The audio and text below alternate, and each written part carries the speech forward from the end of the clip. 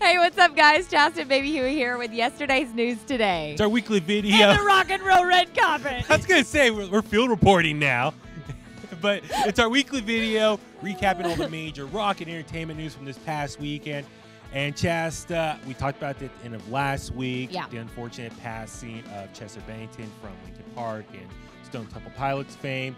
But we were talking about Linkin Park's music sales within the last couple days. Skyrocketed. Yeah. Over 5,000% is how much Linkin Park's sales went up. Yeah. This goes back. I've told you this many times. I don't know if I've ever said it on the air before, but my favorite book is called Killing Yourself to Live. Okay. It's named after the Black Sabbath song by Chuck Klosterman. And it is an entire book about that notion about how when rock stars pass, that sometimes, like in Janis Joplin's case, they become even more famous than they ever were in life after death. That's not the case here because Chester was obviously very successful, but it is that same notion that when they die, you know, boom, sales go way up. Yeah. So it's an interesting notion, but...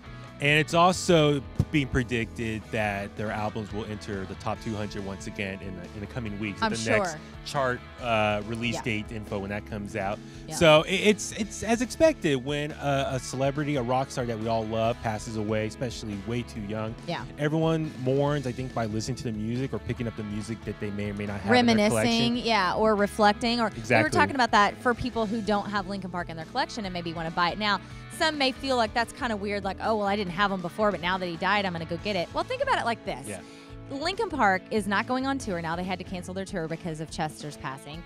And so they're kind of like in a stalemate, right? They don't know what to do. Their future is kind of being held captive because of this situation. So think of it like that. If you go purchase their music and support them, you're helping their career, you know, by supporting their band and the rest of the living members of Linkin Park. Especially, the families. Yeah, and the families who, and the crew. I mean, you know, bands of that caliber, the domino effect is large, right? You know, there's a lot of people that work for institutions like bands like Linkin Park. It's a big money-making business. Yes, it's a big business, enterprise of their own. So, you're taking care of a lot of people by doing that. Right. So, moving on to a story that you and I were both like, man, I feel old now. I know. Guns N' Roses' album Appetite for Destruction turned 30 years Friday. old on Friday. Yes. What? How did that happen? We're so young. I don't get it. Absolutely. That's so weird.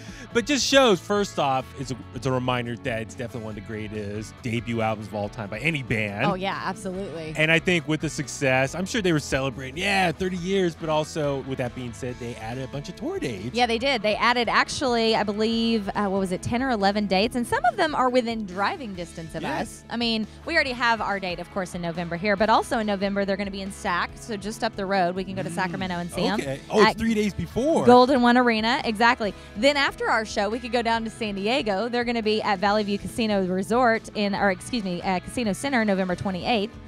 And then Los Angeles the following day at the Forum. I would love to see Guns N' Roses at the Forum. Man, this might turn turn the week of that. We need to do my birthday week. That's right. We can road trip to Sacramento and then back to Oracle. And then after Thanksgiving, go down to Southern California. We could see them 4 times in like a week. Wow. Are you down? Let's do it. Rock and roll road trip. Exactly. So that's awesome. Wow. So get your tickets ASAP for Guns N' Roses. If you have not yet, you'll probably be seeing us at multiple stops now. Yeah, it's very possible. Rock and roll road trip. Oh, and also happy belated birthday Slash. It was his birthday yesterday. Yeah, he turned, 52, I believe?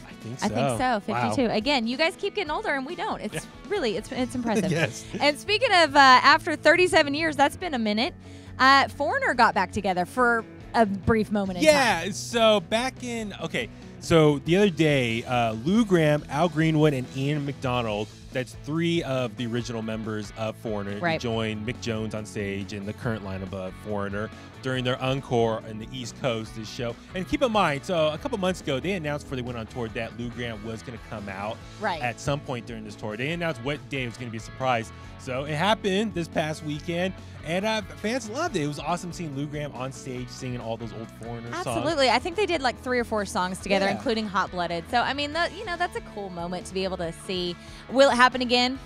Probably not. We don't know. Yeah.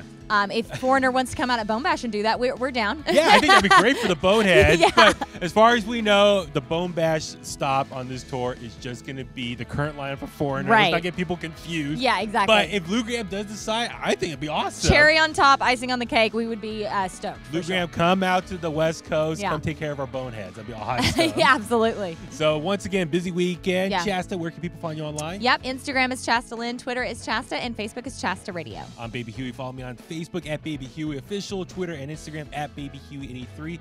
Have an awesome rest of the day. We'll catch you next week. Bye-bye. Bye.